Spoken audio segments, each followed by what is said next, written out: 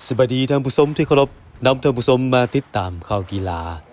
สหพันธ์กีฬาลอยน้ำนครหลวงเวียงจันทร์จัดพิธีประกาศแต่งตั้งคณะบริหารงานสหพันธ์กีฬาลอยน้ำสุดใหม่วางคาดหมายสู่ชนนำพานักกีฬาให้ผลงานดีกว่าเก่าในงานกีฬาแห่งชาติครั้งที่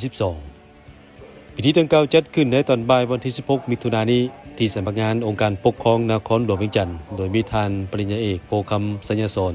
หัวหน้าห้องว่าการปกครองนครหลวงพร้อมด้วยคณะบริหารงานสหพันธ์สุดใหม่ภาคส่วนเกี่ยวข้องนักกีฬาและสื่อมวลชนเข้าร่วมซึ่งคณะบริหารงานสหพันธ์กีฬาลอยน้ำนครหลวงเวียงจันทร์สุดใหม่ประกอบมี7ท่านแต่งตั้งท่านสินกรพรหมสิทธิ์ประธานบริษัทพันธนาจำกัดเป็นประธานสหพันธ์มีห้องประธาน2ท่านเลขาธิการ1ท่านและคณะอีก3ท่านโอกาสที่ท่านสินกรพรหมสิทธิ์ประธานสหพันธ์กีฬาลอยน้ำนครหลวงได้รายงานผลงานการเคลื่อนไหวในระยะผ่านมาโดยเฉพาะตั้งแต่ปี 2022 เป็นต้นมา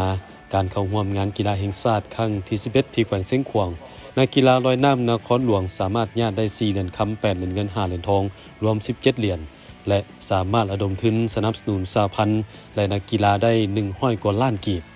ส่วนปัญหาที่พบผ่านมาของสหพันธ์แมนบุคลากรยังมีจำนวนจำกัดบ่ว่าจะเป็นนักกีฬาคู่ฝึกเมื่อถึงงานสำคัญระดับชาติเกิดการญาติแย่งนักกีฬานอกจากนี้อุปกรณ์การฝึกซ้อมยังบ่เพียงพอ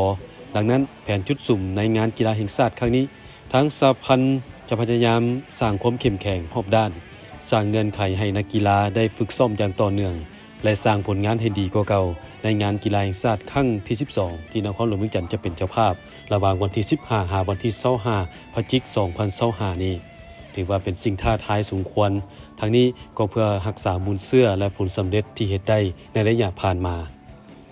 พร้อมกันนี้ทานภูวันภูเลืองหงส์รองประธานสหพันธ์กีฬาลอยน้ำนครหลวงเวียงจันทร์ได้นำเสนอ3กิจกรรมที่สหพันธ์จะเคลื่อนไหว